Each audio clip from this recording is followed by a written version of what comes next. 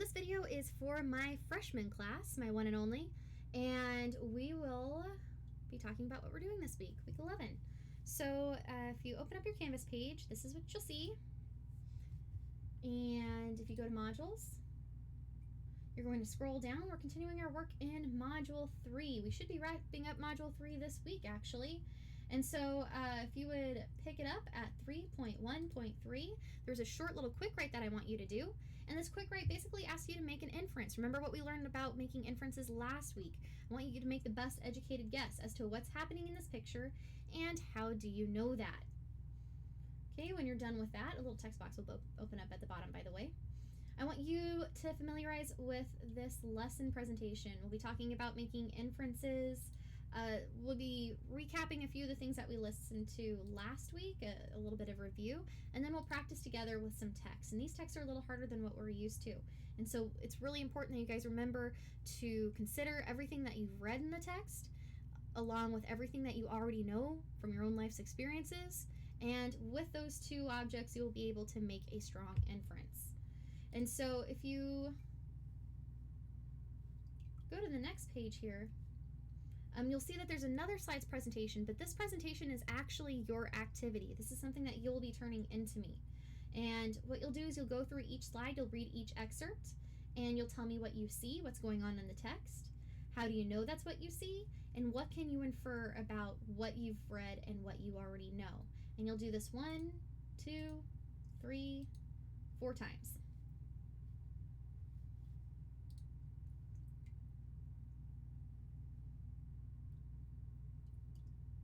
And then in this activity, to wrap up our module, let me go ahead and open this up. I'll make a copy of it.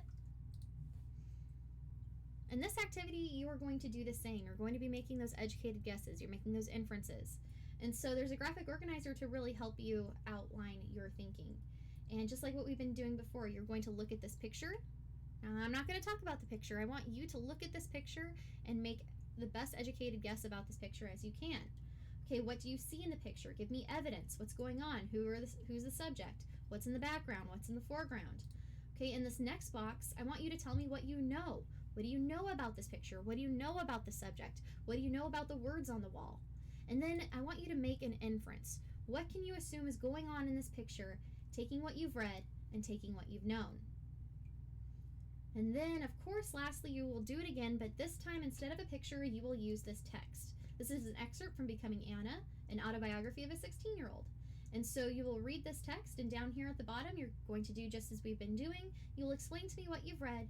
You'll explain to me what you know about what you've read, and then you will make an inference, an educated guess as to what this text is about. All right, and I believe that's it, unless there's a discussion. There is a discussion. And so you'll wrap up the module with this discussion. The prompt is reflect or think about everything that you've learned about inferencing from this module, and then complete one of the sentence frames below. So here are the 3 sentence frames we have. When someone asks me what I've learned about making inferences, I can say blankety blankety blank. You guys fill in the blanks. You can say I am still confused about blankety blankety blank, or you can say that one thing I would like you to know is blankety blankety blank. Please don't type in blankety blankety blank, okay? You're supposed to fill that in with your own thinking, although it would be funny. All right, so remember, every discussion, it's not complete unless you respond to at least 2 of your classmates, and that's what we're doing this week. That's not all we're doing, though. Remember that we're also keeping up with our special interest blogs. I have a few of you guys that are just barely starting with that. That's okay, but I do expect you guys to really pick it up and get going, because next week we are definitely doing some peer review activities. That means your classmates will be able to read your blogs, and they're going to critique your efforts. They're going to give you some constructive criticism so you can make your blogs better. So just be aware of that. Maybe before next week comes by, go through your blog, make it all nice, clean, and polished. Make sure there are no spelling or grammar errors. Make sure that you cite your sources, and make sure that you are updating it at least once a week with at least 3 paragraphs in each blog post. If you want to know what I'm looking for, I have given you plenty of examples of my own blogs, and you can ask your friends for help as well. I can also maybe send you some too. So just send me a message, let me know what you need, and I'll get that right to you. So that's about it. Thank you very much for watching. Oh, yeah, this is a short video this week. We flew right on through it. So, yeah, I look forward to seeing you guys here soon, and have a good day.